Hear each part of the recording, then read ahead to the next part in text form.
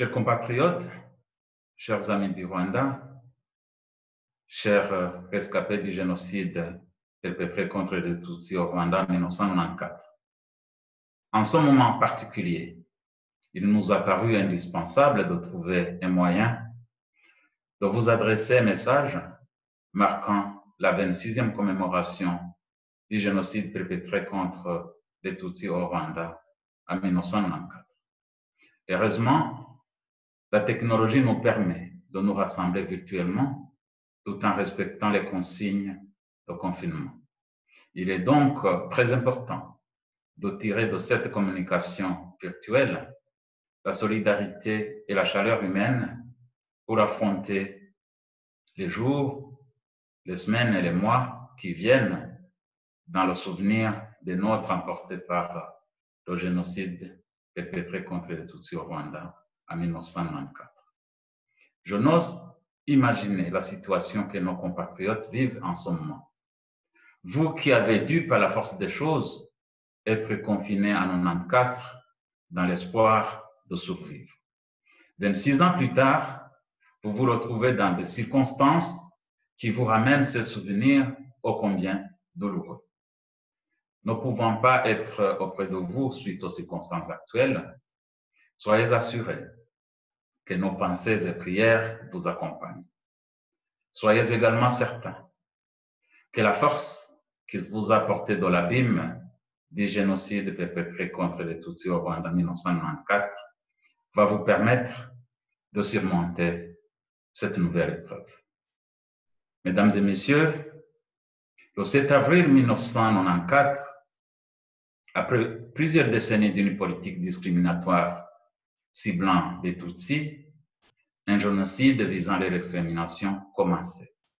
Son efficacité fit-elle qu'en seulement 100 jours, plus d'1 million de personnes furent massacrées pour le seul motif d'être nés Tutsis.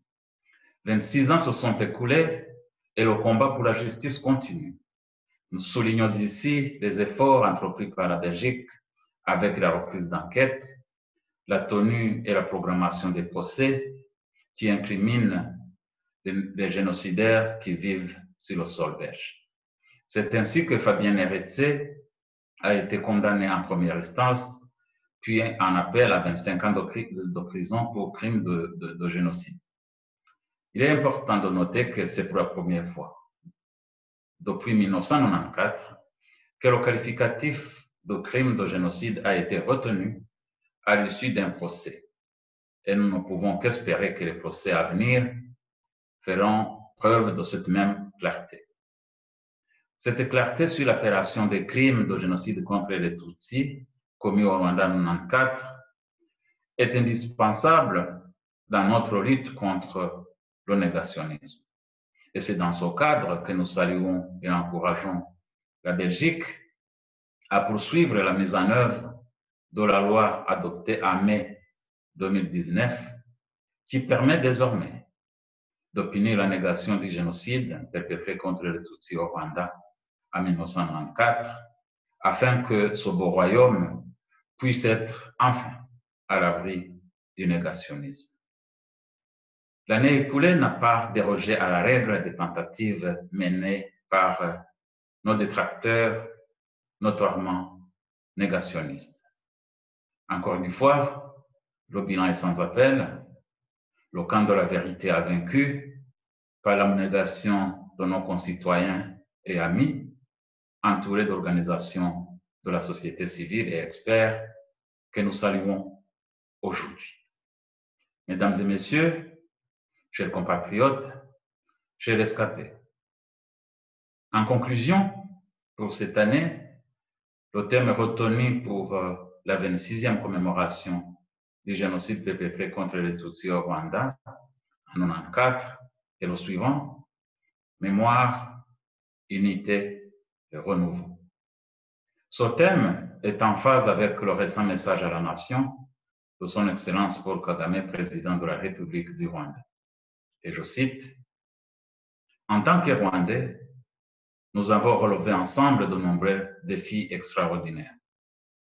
Notre résilience et notre solidarité sont plus que jamais nécessaires pour s'imposer dans cette lutte contre le coronavirus. Et nous devons gagner ce combat. À situation exceptionnelle, mesures exceptionnelles. Et c'est pourquoi je vous encourage à multiplier les initiatives qui vous permettent d'entourer nos frères et sœurs rescapés, car la santé mentale de nos compatriotes est un patrimoine national que nous devons préserver et protéger. Prenez soin de vous, prenez soin des vôtres et prenez soin de nos rescapés. Je vous remercie pour votre attention et que Dieu vous protège.